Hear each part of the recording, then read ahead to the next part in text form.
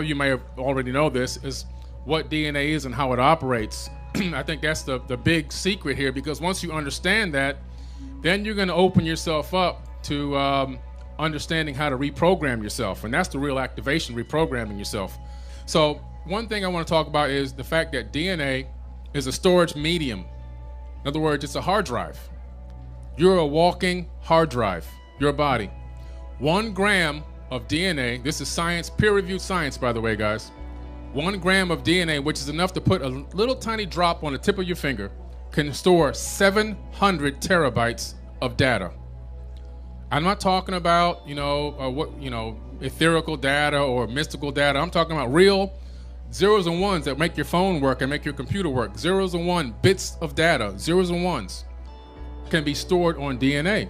So these scientists, the main one, George Church and Chris Shuri, those two actually together, partners and scientists, they discovered this and they downloaded one of their books, one of their ebooks onto the DNA, and then they uploaded it from the DNA back to the server again. They was like, whoa, wait a minute. You can encode digital bits of information directly onto DNA and upload it back again. What does that mean? Well, we're walking USB drives, literally. Now, here's what's really amazing about that.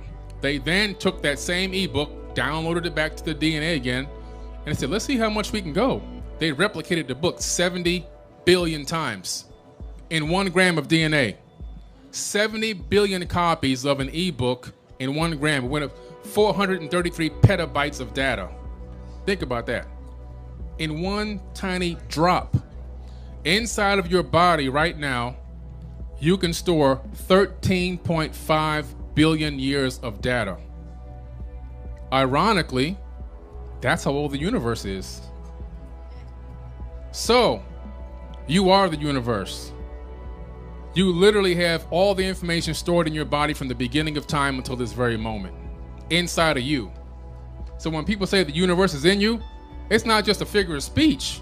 Like, the universe is really in you, because all bits of data and particles, all bits of particles are all recycled over and over. All atoms are recycled. Everything is recycled. Everything that was here from the beginning is here right now. Nothing's been added. Nothing's been removed. Due to the law of thermodynamics, energy cannot be destroyed. It can only be transformed. You're just here right now in this particular form at this particular moment, but all the information in your DNA will go back. If you had the capability of decoding it, will allow you to find this out. This is why, and some of you here know that I talk a lot about the Anunnaki, these Atlantean beings that came here in the distant past and genetically modified the existing hominid. They didn't create people, they modified people. This is one of the big things when people say, oh, the Anunnaki created us. Not really. If you really analyze the text, and I'm not just talking about Sumerian text, you have to go into several different versions of text, the Enuma Elish and Seven Tablets of Creation, the Atra-Asis epic, the Epic of Gilgamesh. You go into the Emerald Tablets. You discover that there was already a hominid here, and it was genetically modified. That was our cousin before Homo sapiens existed. What did they do to us to make us into this slave race to do the work for them? They disconnected our DNA. That's what you have called now junk DNA. It's not junk, guys. It's unplugged DNA. Why did they unplug it? Because our cousins, unlike you've been taught, were way smarter than us. I'm not talking technologically smarter. I'm talking about spiritually smarter. More in tune with nature, more in tune with the universe, more in tune with the planet itself, the Schumann resonant frequency of the earth. They had bigger brains, proven because we found the skulls all over the planet. They had, probably because of bigger brains, most likely had bigger pineal glands, which is your spiritual antenna. All humans right now, we have billions of magnetite crystals in our brains. We don't even use them. They probably had access to their magnetite crystals, which is what turtles use to navigate the oceans to come back to where they're going to lay their eggs, and birds. They flock to the south in the winter and so forth, all using the magnetic field. Well, we have the same capability, but right now we've been disconnected from using that. If a tsunami comes inland, before it even hits, all the wild animals run to the mountains and the hills. You never see wild animals getting swept away by a tsunami. But you see people, we just stay right out there. We're taking, look, the tsunami's coming. I'm live on Instagram. I mean, it's crazy.